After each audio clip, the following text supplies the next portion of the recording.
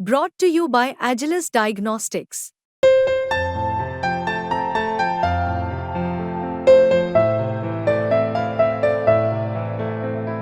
Agilus Diagnostics.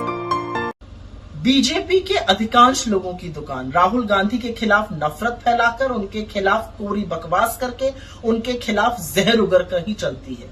इनमें से अधिकांश की उपयोगिता ही ये है कि वो राहुल गांधी के खिलाफ भ्रम फैला सके, उनके खिलाफ दुष्प्रचार कर सके, उनके खिलाफ झूठी बातें कर सके। इनमें से अधिकांश तो यही सोचकर फुदकते रहते हैं कि पार्टी में आगे बढ़ने का और नरेंद्र मोदी से शाबाशी पाने का इससे आसान रास्ता दूसरा कोई नहीं है।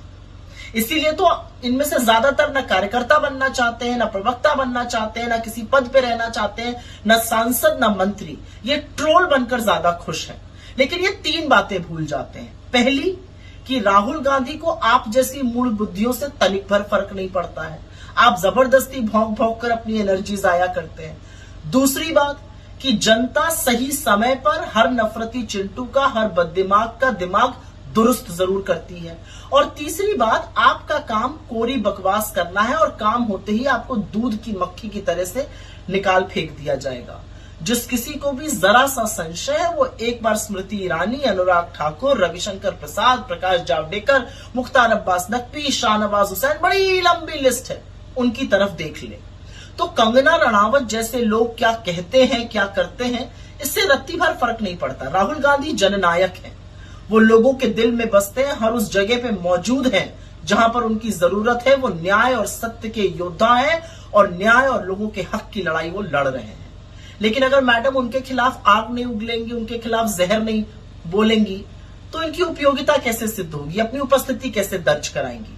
लेकिन मुझे तरस आता है, इस देश के 3 राज्य केरल, हिमाचल, उत्तराखंड गंभीर आपदाओं से जूझ रहे हैं और ऐसे में बीजेपी के भक्तों की और कंगना जैसे नाकारे सांसदों की प्राथमिकता राहुल गांधी के खिलाफ जहर उगलने में है।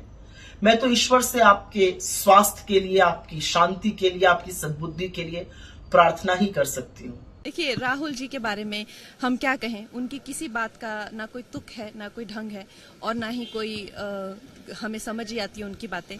और आपने भी देखा है ये जो चक्रव्यूह कहना, और सबसे जो निंदाजनक उनकी जो बात है वो हमेशा जो देश के प्रति जिस तरह से शब्द का उपयोग करते हैं, देश का हलवा बट रहा है और सब खा रहे हैं। देश के बजट को, उनकी दादी ने भी देश के कई बजट बनाए हैं, उनको हलवा कहना और देश को मिल बांट के खाना, इस तरह की बातों को इम्प्लाई करना, ये देश के लिए अच्छी बात नहीं है। और खासकर जैसा कि अनुराग ठाकुर जी ने कहा, ये जो कांग्रेस की जो मानसिकता है देश का बंटवारा करके खाना, ये नेहरू के टाइम से चली आ रही है और इस मानसिकता को बदलना। देश कोई खाने की, देश सेवा की चीज है और आप नेता हैं तो आप देश की सेवा के लिए बने हैं। आप देश को काट कर मिल बांट कर खाने के लिए नहीं बनते।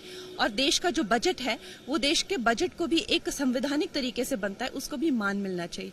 उसके बारे में ऐसा कहना कि हलवा काट कर बांट रहे हैं, ये बहुत निंदाजनक है और उसके आप लोगों को भी निंदा करनी चाहिए।